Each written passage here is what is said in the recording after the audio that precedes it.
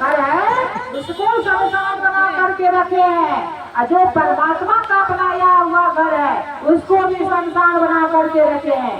कहीं साधु को आने का भजन करने का जगह है जी?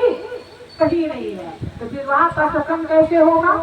इसीलिए राजा अज के कुल में जब 10 पीढ़ी गुजर गए तब राजा जनक आए। राजा जनक जी अपने जीवन में गुरु बनाए अष्टावक्र मुनि को।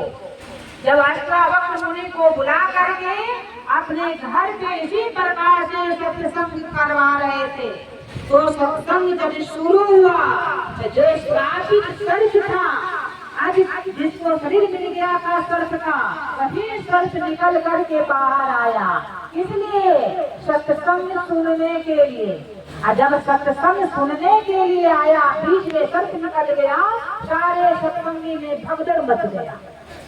क्यों भागने लगे? कि जान है तो जहान है। गुरु जी कहते रहे तुम लोग बैठो बैठो, तुम लोगों को कुछ नहीं बिगाड़ेगा। लोग इन्होंने जान रहे थे कि क्या इसका आना है, क्यों इसको जाना है, किस लिए आया है, वो तो अंतर्यामी सब कुछ पता है।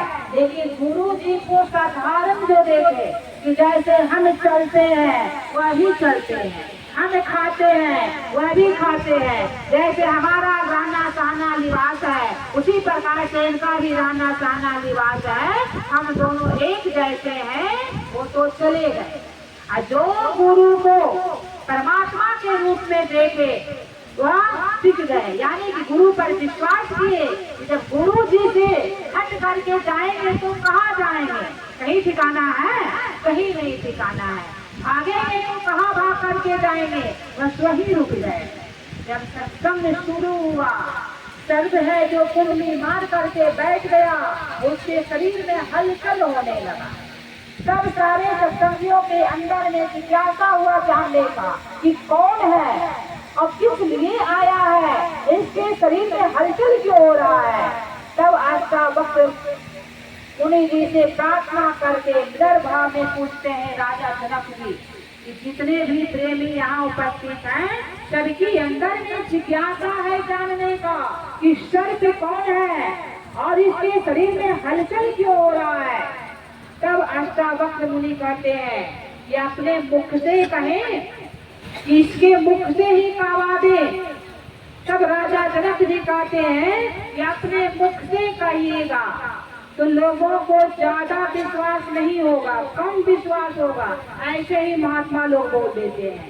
यदि आप सर्प के मुंह से कहवा देते हैं तो लोगों को ज्यादा विश्वास हो जाएगा। उसने सर्प में ऐसी शक्ति डाल दी कि सर्प है जो अपने हम लोगों की आवाज में, यानी कि मानव की आवाज में, जिस भाषा को हम लोग समझ सके वैसी आवाज में बोलने लगा।